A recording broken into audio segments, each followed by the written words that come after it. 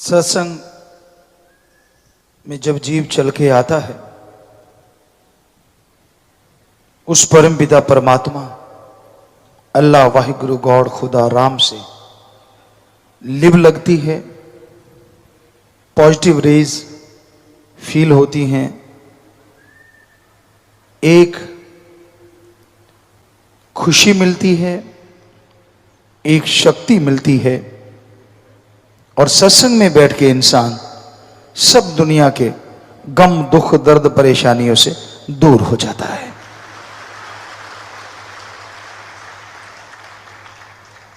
ऐसी किरणें होती हैं, ऐसी रेज होती हैं उस परम पिता परमात्मा के नाम की कि सत्संग के काफी बड़े दायरे में जो लोग श्रद्धा भावना के साथ चल के आते हैं, उन्हें सत्संग के गेट के अंदर आते ही खुशियां आनी शुरू हो जाती हैं। असल तो जब वो घर से चलते हैं, नहीं, जब वो चलने की सोचते हैं तभी से खुशी आनी शुरू हो जाती है। बात श्रद्धा की, बात विश्वास की, दृढ़ यकीन की है। दृढ़ यकीन हो तो भयानक से भयानक रोग भी फकीर की एक बात से कट जाया करते हैं, और जब इंसान मनमते चले तो तंदुरुस्ती भी बीमारियों में बदल जाती है। वचनों की बात रूहानियत में अति जरूरी है। इंसान जब जब वचन मानता है तब तब खुशियां आती हैं। संतों के वचन नहीं होते, संत तो एक मीडिया है, संत तो एक माध्यम है। असल में जो वचन होते हैं वो ओम हरि अल्लाह राम के ही होते हैं। अब कोई तो सुनाने वाला चाहिए। भगवान आकाशवाणी करते फिरेंगे, आप मानोगे कौन सा? आपने यही कह देना बाई चांस आवाजें आई थी, भूत तो नहीं आ गया, प्रेत तो नहीं आ गया। भगवान को भगवान मानना ही नहीं, इसलिए भगवान अपने संत पीर फकीरों को भेजते हैं और अपनी बात समाज में रखते हैं कि भाई भगवान की यह बात है कि सुमरन करो, सेवा करो, चुगली निंदा बुराइयों से बच जाओ। ज्यों ज्यों आप चुगली निंदा छोड़ते जाओगे, ज्यों ज्यों बुराइयां करना छोड़ते जाओगे, उस परम पिता परमात्मा की कृपा दृष्टि आप पे होती जाएगी।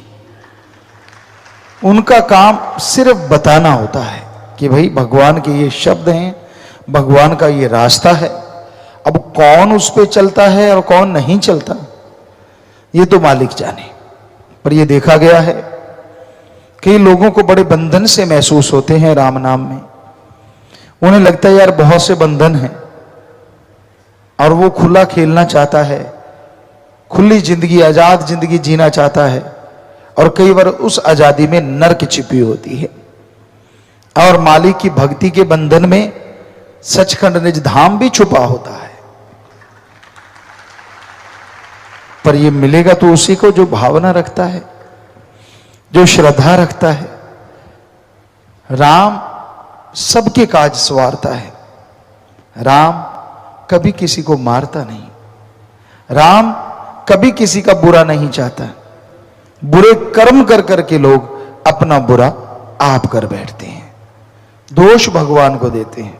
हमने बहुत लोगों को देखा है, सुख होता है तो कोई नहीं कहता वाह राम तूने कमाल कर दिया, पर जब दुख आता है, कोई परेशानी आती है, तो बहुत लोगों को चिल्लाते देखा है, भगवान मैंने तेरा क्या बिगाड़ा, मैंने तेरा क्या गलत किया, मैंने तेरा क्या बुरा किया, तू मेरा क्यों बुरा कर रहा है। तो ये हो नहीं सकता कि इंसान अपने कर्म बुरे करके बच जाए। हाँ, राम ओम हरि की भक्ति इबादत, उससे उसके जीवों को जोड़ना, ये एक ऐसा कार्य है जो भयानक से भयानक पाप कर्मों को भी पल में बख्श देता है और मालिक की कृपा से माला माल कर देता है। तो इसलिए या तो सेवा करो, या सुमरण करो, या मालिक से बिछड़ी हुई जीवात्माओं को मालिक से जोड़ने का पुण्य कार्य करो। जो भी कार्य आप इनमें से करते हैं, वचनों पे रहते हुए ये कार्य करते जाएं, यकीनन आपके अंदर बाहर कोई कमी नहीं आएगी और आप माला माल होते जाएंगे। तो ये इंसान का कर्तव्य है, फर्ज है। अगर वो सुख चाहता है, अगर वो खुशियां चाहता है, तो अपने अंतःकरण की सफाई करे। बाहरी दिखावों से आदमी भी आजकल प्रभावित नहीं होते, क्योंकि वो भी जानते हैं यार ये 420 कर रहा है, ये डबल फेस है। तो जरा सोचिए, जिसने आदमी को बनाया, क्या आप उसको बुद्धू बना सकते? नहीं ना। तो इसलिए कम से कम ईश्वर की भक्ति के समय, उसकी याद के समय तो आप बुरा कर्म ना करो, झूठ ना बोलो। इंसान से गलती होती है, माना, लेकिन मान ले वही तो इंसान होता है। वो गलती भी करता है और दिखावा ये करना कि ना भाई मैं तो बिल्कुल पाक साफ हूं, मैं तो गलतियां करता ही नहीं, ये दोनों बातें करता रहे इंसान तो अपने पांव पे कुल्हाड़ी नहीं मार रहा तो और क्या कर रहा है। इंसान से बाई चांस गलती हो जाए, जाने अनजाने में, चलो कुछ ना कुछ हो जाता है, तो वो तौबा करे और मालिक की भक्ति करे, तो उसकी वो गलतियां भी माफ होती हैं और मालिक की खुशियां भी जरूर मिलती हैं। पर अगर इंसान वचन नहीं मानता, सेवा सुमरण में ध्यान नहीं लगाता, तो अपने कर्मों का फल भोगता रहता है, दुखी होता रहता है और दोष मालिक को देके और दुख का कारण बना लेता है। दद्दा दोष ना काहो दीजे, दोष कर्मा अपने, जो मैं किया सो मैं पाया, दोष न दीजे अवर्जना। कि भाई आप दोष दूसरों को देते हो, कभी मां बाप को, कभी बहन भाई को, कभी पति पत्नी को, कभी बच्चों को। दद्दा दोष न काहू दीजे, किसी को दोष ना दो।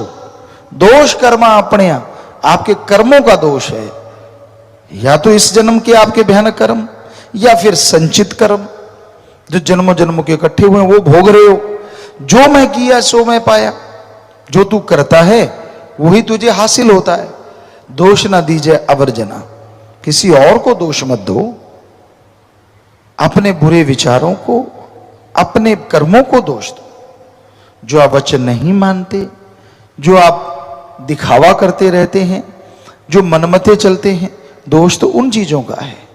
तो अपने अंदर की कमियों को निकालते जाइए, मालिक की भक्ति इबादत करते जाइए, तो यकीनन उसकी दया में रहमत बरसेगी, उसकी खुशियों से आप लबरेज जरूर होंगे।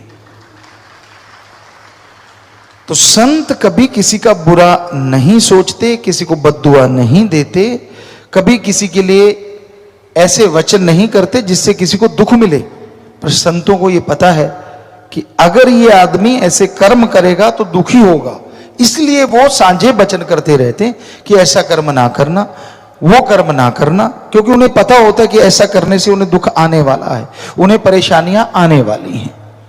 तो अपनी परेशानियों को न्योता ना दो, अंदर से साफ सफाई करो, सेवा करो, सुमरन करो, यकीनन मालिक की खुशियां मिलेंगी, अंदर बाहर से लवरेज होंगे। और जो इंसान किसी भी भक्त को तोड़ने की कोशिश करता है, सामने नहीं आता लेकिन गुपचुप तरीके से उसको मालिक से दूर, सदगुरु से दूर करने की कोशिश करता है, उसका सह परिवार कुल समेत दुखी रहता है, परेशान रहता है, उसके दिलो दिमाग में कभी खुशियां आ नहीं पाती। तो इसलिए कभी भी किसी को मालिक से दूर करने की कोशिश ना करें, जोड़ने की कोशिश करें, क्योंकि जोड़ना ही सच्ची भक्ति है, तोड़ना गुनाह है, पाप है। सत्संग बड़े भाग्य से नसीब में मिलता है और वो और भाग्यशाली हो जाते हैं जो सुनकर अमल कमाया करते हैं। 84 लाख जोनियों में किसी भी जोनी को, किसी भी शरीर को यह अधिकार नहीं है कि वह अपने नए अच्छे कर्म कमा सके। धर्मों में जो लिखा है कि आदमी की किस्मत में जो लिखा है वो मिलता है, सिर्फ इंसान को छोड़ के बाकी शरीरों के लिए ये सही है। वो वही करते हैं जो काल महाकाल उनसे करवाता है। पर सबसे दुखद बात यह है वो कर्म कर सकते हैं, कर्म उठा नहीं सकते। या दूसरे शब्दों में, काल ने खेल ही ऐसा रचा, महाकाल ने, कि बाकी शरीर जितने भी हैं वो कर्म करते रहते और वो भी बुरे, लेकिन उनके अंदर इतनी ताकत नहीं होती कि वो अपने बुरे कर्मों का फल उठा सके। और काल ने जानबूझ के ऐसा किया ताकि सारे कर्मों का बोझ जब मनुष्य शरीर मिले उस पर डाल दिया जाए। क्यों? क्योंकि मनुष्य शरीर ही एक ऐसा शरीर है जो उस अल्लाह, राम, ईश्वर वाहिगुरु गॉड को पा सकता है, आवागमन से मोक्ष मुक्ति हासिल कर सकता है। इसलिए काल ने 84 लाख शरीरों में बिल्कुल आखिर में आने वाला शरीर, मनुष्य शरीर, इस पे कर्मों का सारा बोझ डाला। अब जरा सोचिए, 84 लाख शरीरों का अगर एक एक कर्म भी बनाएं तो 84 लाख कर्म बनते हैं। लेकिन भगवान ने मनुष्य शरीर को इतना मजबूत बनाया, इतना मजबूत बनाया कि ये उन सब कर्मों का खात्मा ही नहीं कर सकता, बल्कि जीते जी परमानंद और मरणोपरांत परमानंद की प्राप्ति पूर्णतः कर सकता है। और भगवान ने यही बस नहीं की, 84 लाख शरीरों में एक मनुष्य शरीर ऐसा बनाया जो उसके भाग्य में लिखा है उसको भी बदल सकता है। सिर्फ मनुष्य शरीर, इसमें भक्ति की जाए, कर्म योगी और ज्ञान योगी बना जाए तो ये भयानक से भयानक कर्मों को बदल सकता है।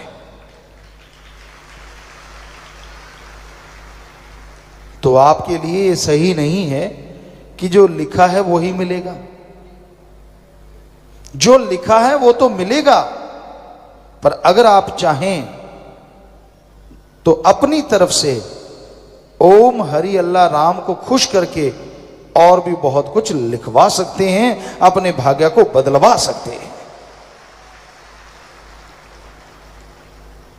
पर अगर आप हाथ पे हाथ धर के बैठे रहते हैं तो कहां से कुछ मिलेगा। आप सो रहे हैं, काम धंधा करना नहीं चाहते, सोए सोए अगर आप प्रार्थना करें कि भगवान मेरे कर्म बना दे, मुझ पे रहमत कर दे, तो भगवान करेगा, लेकिन आपको 4 खुराटे और दे देगा, क्योंकि आप तो नींद में हो और तो नींद ही मिलेगी ना। हाँ, पढ़ने वाले बच्चे ध्यान से सुनिए, कॉलेज में स्कूल में आप पढ़ते हैं या कुछ डिग्री ले रहे हैं, इंजीनियरिंग कर रहे हैं, आप लगन से पढ़ो, दिल लगा के पढ़ो। अगर आपके पढ़ने से 70% नंबर आ रहे हैं और आप भगवान की भक्ति भी करते हैं तो भगवान 70 की जगह 90% भी कर सकता है।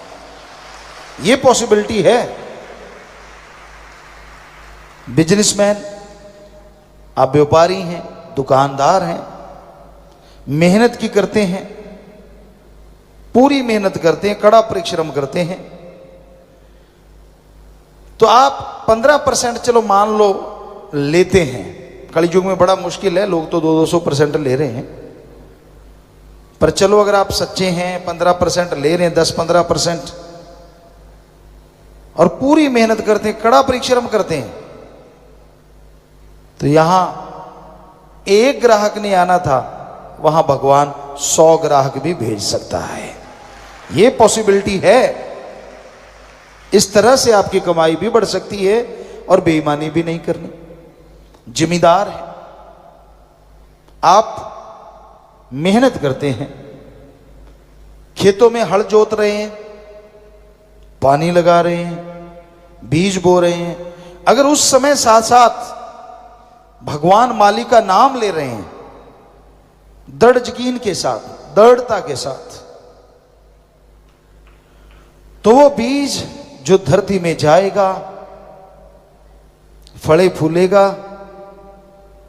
और जैसे गेहूं का उदाहरण दें आपको कि दूसरों के उसी बीज में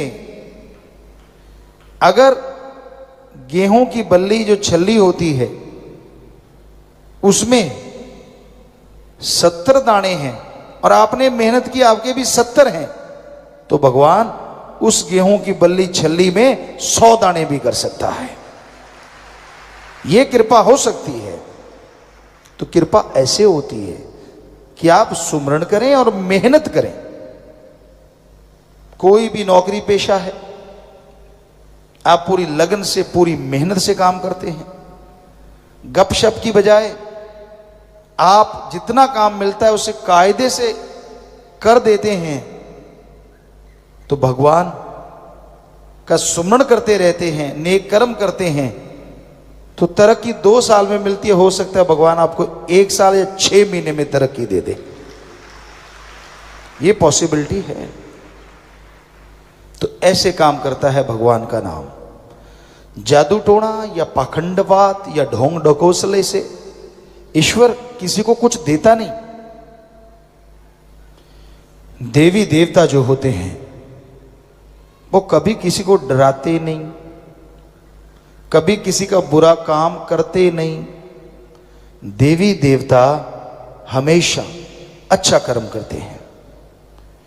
उनकी ड्यूटी होती है कि वो आपको संभालें। जैसे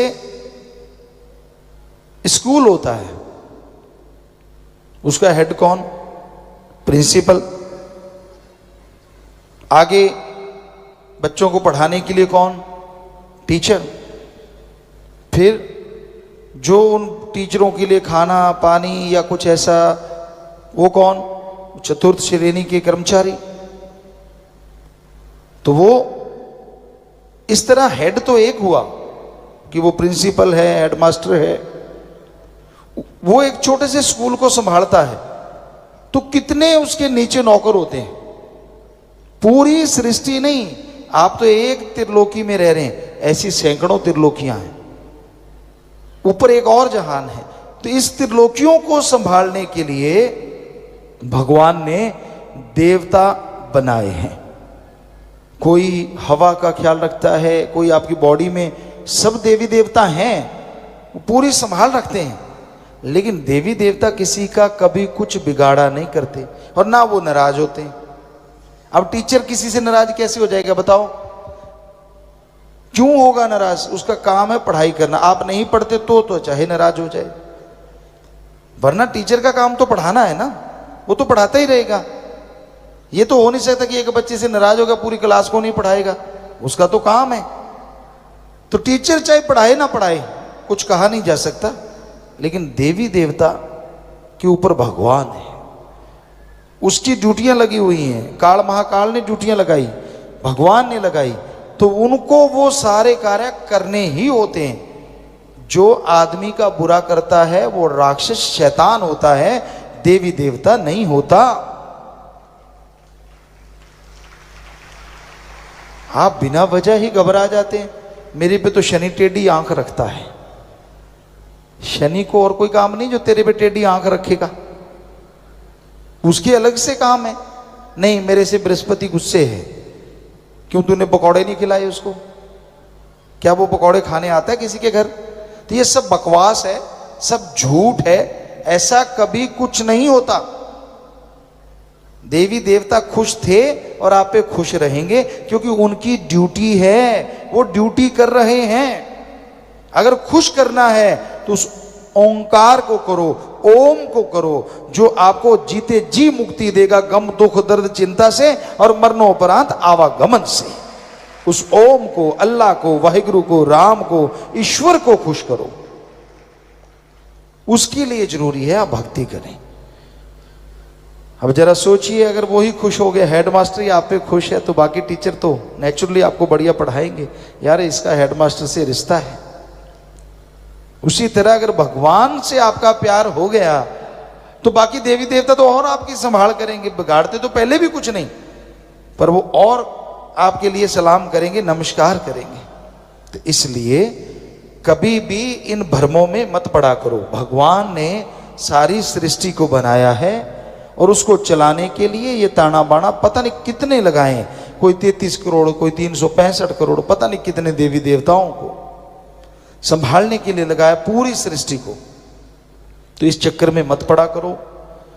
कोई पाखंडी आपको बोल देता है भाई तेरे ग्रह चक्कर बुरे हैं, उसके खुद के बुरे हैं जो जगह जगह मांग रहा है, आपके क्यों बुरे हैं? आप जगह अच्छा क्या है जरा हाथ देखना, पढ़े लिखे बच्चे भी हाथ देखना मेरा हाथ देखना। हाथ में अगर हल्दी लगी है तो दिख जाएगी, और क्या देखेगा वो? पाखंड करेगा। वैसे ही आंखें बुदबुदाएगा, मुंह बंद करके कुछ बुदबुदाना, आंखें ऊपर नीचे चढ़ाना और बाद में बोल देना। ये तो कहेगा नहीं कि तू बहुत खुश है, ये भी नहीं कहेगा कि तेरे घर में बहुत बरकतें हैं। अगर ऐसा कहेगा तो उसे खाक मिलेगा, वो कहेगा तेरे तो गड़बड़ है। सवाल ही पैदा नहीं होता कि वो ना कहे। और उस गड़बड़ के बदले जाप करवाओ, ये करवाओ, वो करवाओ और इतने पैसे दे जाओ, आप बेफिक्री से घूमो, मैं आपकी जगह जाप करूंगा। और आप उल्लू बन जाते बिना वजह। क्यों भाई? ये उल्लू से बात याद आई, कल हम आपको विदेशों की बात सुना रहे थे। अपने यहाँ क्या कहते हैं, जो मूर्ख होता है या उसको कहते हैं ना उल्लू बना दिया, और वहां उल्लू को बुद्धिमान मानते हैं। देखो नई बात, वहां जगह जगह उल्लू की फोटो लगी होती है, जगह उसको बड़ा बड़ा अच्छा मानते हैं, शकुन मानते हैं, बहुत बढ़िया मानते हैं। तो पता नहीं दुनिया में क्या क्या है। हमने कहा ये उल्लू, कहते गुरुजी उल्लू को बुद्धिमान मानते हैं। हमने कहा अच्छा होगा बुद्धिमान, पर हमारे तो इसको बिल्कुल ही मूर्ख और नालायक मानते हैं। तो ये चीजें हैं दुनिया में, तरह तरह की बात पे बात आ गई थी। सो आप किसी से बेवकूफ मत बनो। तिथ बार ना जोगी जाने, रुत मा ना कोई, जा करता सृष्टि को साजे, आप पहचाने सोई। ध्यान से सुनिए, भगवान ने कोई तारीख का नाम नहीं रखा, भगवान ने किसी दिन का नाम नहीं रखा। हमने वेद पढ़े, पवित्र वेद, गीता, रामायण, महाभारत, सभी पवित्र ग्रंथ, पवित्र गुरबाणी सिख धर्म की, पवित्र बाइबल, पवित्र कुरान शरीफ, कुरान मजीद, पवित्र धर्मों के सब ग्रंथ पढ़े। सूफी संतों की वाणी, कबीर जी, शेख फरीद, नामदेव, धन्ना भक्त। कहीं नहीं लिखा कि भगवान ने दिनों का नाम रखा है या तारीख का नाम रखा है। जब उसने नाम रखा ही नहीं, ये तो आदमी के रखे हुए हैं सिर्फ पहचान के लिए, ताकि पहचान रहे भी आज ये दिन है, आज ये दिन है। वरना क्या पता लगता दिन गुजर गया, कौन सा दिन, कौन सी तारीख, क्या पता लगता? आप जन्मदिन कैसे मनाते? बहुत चक्कर पड़ जाते ना अगर दिन का नाम ना होता, तारीख का नाम ना होता। तो इसलिए ये आदमी ने सुख सुविधा के लिए रखा है, पर कोई तारीख बुरी नहीं, कोई दिन बुरा नहीं। इस चक्कर में मत पड़ो। आदमी ने रखा, आदमी बनाता है ये बुरा है, ये गलत है, ये फलां, ये फलां। कहीं धर्म में ये चीज नहीं है, तो भगवान ने नहीं बनाया। इसलिए आज कर्म अच्छे करोगे तो अच्छे बन जाओगे, और आज बुरे करोगे तो आने वाले टाइम में आपको बुरा भोगना ही पड़ेगा। इसलिए कर्म योगी बन के अच्छे कर्म कीजिए, भले कर्म कीजिए, ताकि आप अच्छाई पे, नेकी पे आगे बढ़ते जाएं और मालिक की कृपा पात्र बनते जाएं।